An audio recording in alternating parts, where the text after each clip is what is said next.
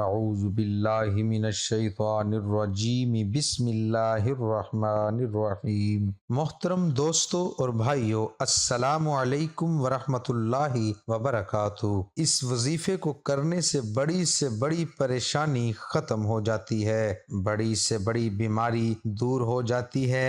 یہ ایسا وظیفہ ہے جس نے بھی کیا وہ نا امید نہیں ہوا۔ سورۃ کوثر قرآن پاک کے 30ویں پارے میں موجود ہے اور یہ قرآن پاک کی 108ویں سورۃ مبارکہ کہلاتی ہے۔ یہ سورۃ مبارکہ قرآن پاک کی سب سے چھوٹی سورۃ مبارکہ کہلاتی ہے۔ اس سورۃ مبارکہ کو سورۃ کوثر اس لیے بھی کہا جاتا ہے کیونکہ یہ سورۃ مبارکہ میں نبی کریم صلی اللہ علیہ وآلہ وسلم کو کوثر کی بشارت ہوئی تھی، اور اس آیت مبارکہ میں نبی کریم صلی اللہ علیہ وآلہ وسلم کو عظیم تحفہ دینے پر اللہ نے نبی صلی اللہ علیہ وآلہ وسلم کو قربانی دینے اور نماز قائم کرنے کا حکم بھی دیا ہے۔ بزرگان دین نے سورۃ کوثر کے بہت سارے فوائد اور اس کی بہت زیادہ فضیلتیں بیان کی ہیں۔ رزق کے مسائل، تنگ دستی، پریشانی،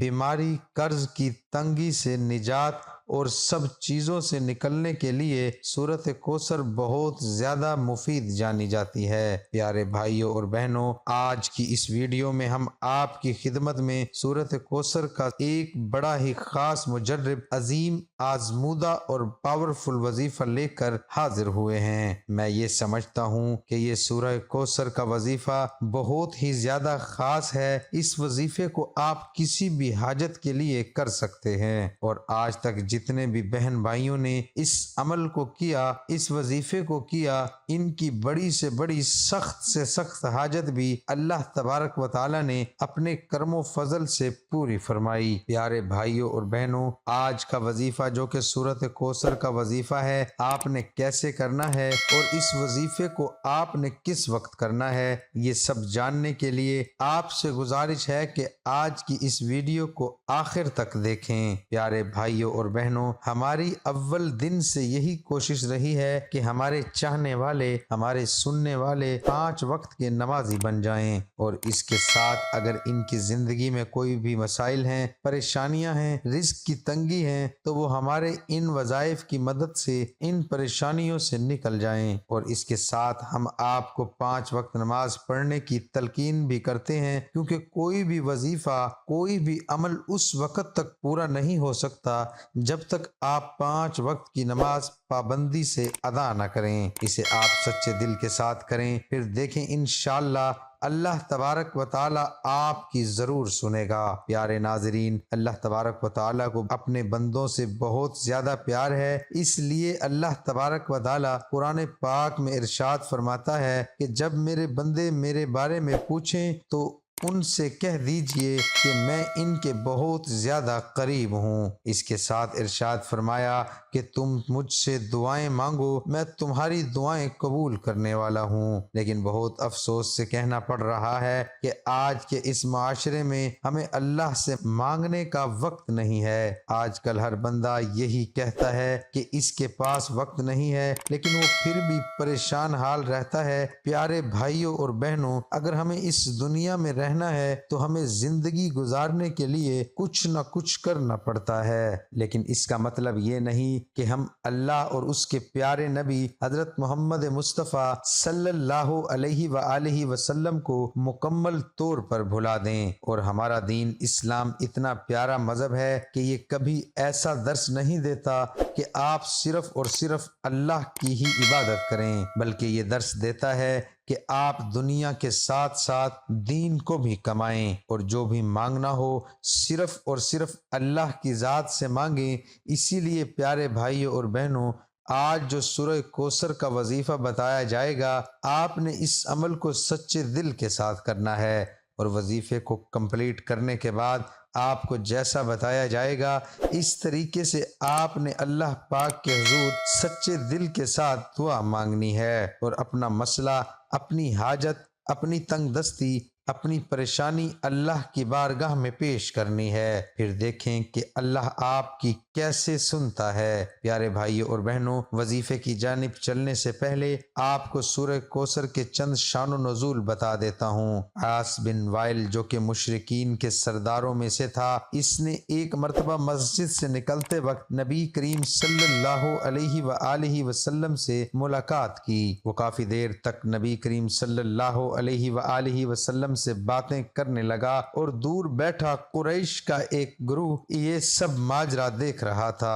قریش کے گروہ نے عاص بن وائل سے پوچھا کہ تو نبی کریم صلی اللہ علیہ وآلہ وسلم سے کیا باتیں کر رہا تھا؟ تو اس عاص بن وائل نے جواب دیا کہ میں اس ابتر شخص سے باتیں کر رہا تھا جس نے ابتر کا لفظ اس لیے استعمال کیا کیونکہ نبی کریم صلی اللہ علیہ وآلہ وسلم کے فرزند عبداللہ دنیا سے رخصت ہو چکے تھے، اور عرب معاشرے میں یہ دستور تھا کہ جس کے خاک کوئی نار اولاد نہ ہو، یعنی کوئی بیٹا نہ ہو، تو ایسے شخص کو ابتر کہا جاتا ہے۔ لہٰذا قریش میں جو بھی نبی کریم صلی اللہ علیہ وآلہ وسلم کے دشمن تھے، عبداللہ کی وفات کے بعد انہوں نے نبی کریم صلی اللہ علیہ وآلہ وسلم کو ابتر کا لقب دینا شروع کر دیا۔ ایسے موقع پر اللہ تبارک و تعالیٰ کی رحمت جوش میں آئی اور اللہ پاک نے نبی کریم صلی اللہ علیہ وآلہ وسلم کو سورہ کوثر کا تحفہ دیا جس میں انہیں جنت میں کوثر کی بشارت ہوئی۔ پیارے بھائیوں اور بہنوں، ایک روایت میں آتا ہے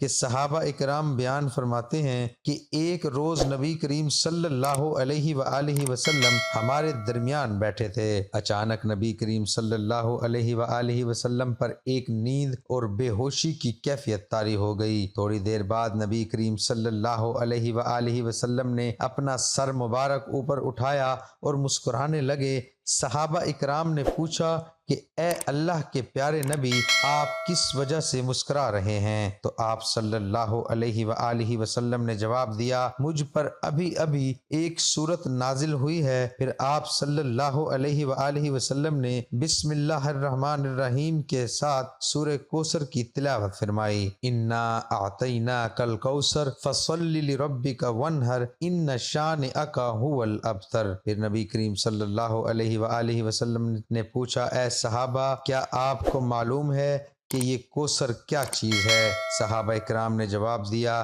اللہ اور اس کے رسول بہتر جانتے ہیں۔ آپ صلی اللہ علیہ وآلہ وسلم نے فرمایا کہ یہ جنت میں ایک نہر ہے جس کا اللہ تبارک و تعالیٰ نے مجھ سے وعدہ فرمایا ہے، اور یہ ایک حوض ہے جس میں میری امت قیامت کے دن پانی پینے کے لیے آئے گی۔ اس نہر کے قریب پانی پینے والے برتن ستاروں کی مانند ہوں گے۔ پیارے ناظرین، یہ سورت مبارکہ بہت ہی زیادہ برکت اور فضیلت والی سورت مبارکہ ہے۔ اس سورت مبارکہ کی شان و نزول کے بارے میں بتانا اس لیے بھی بہت اہم تھا کہ جب آپ یہ وظیفہ کرنے کے لیے بیٹھیں تو آپ کو اس کا شان و نزول اور اس کی اہمیت اور اس کے فضائل کے بارے میں بخوبی آگاہ ہوں۔ پیارے ناظرین، اپنے عمل کی جانب چلتے ہیں کہ آپ نے سورہ کوثر کا وظیفہ کیسے کرنا ہے۔ یاد رہے کہ رات کو سونے سے پہلے یا عشاء کی نماز ادا کرنے کے بعد اس عمل کو کر لینا ہے۔ یاد رہے کہ سب سے پہلے آپ نے 2 رکعت نماز صلاۃ الحاجات ادا کرنی ہے۔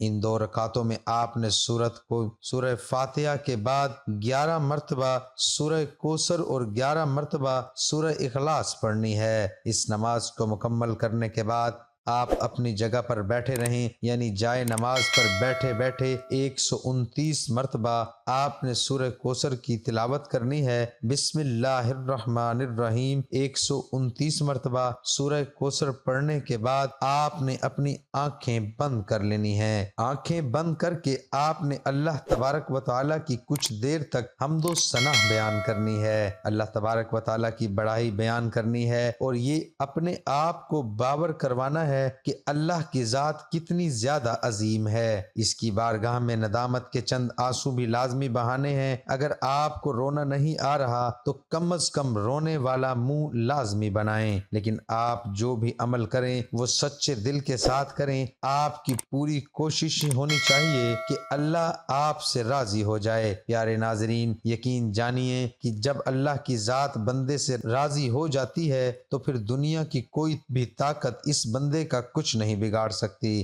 لہٰذا ہمیشہ اللہ سے مانگنے کا اپنا یقین بنا لیں۔ اللہ تبارک و تعالی آپ کو کبھی محتاج نہیں کرے گا۔ انشاءاللہ اس عمل کی برکت سے آپ کی جو بھی جائز حاجت ہوگی وہ اللہ تبارک و تعالی اپنے کرم و فضل سے پورا فرما دے گا۔ دعا ہے اللہ پاک میرا سنانا قبول اور منظور فرمائے، آمین۔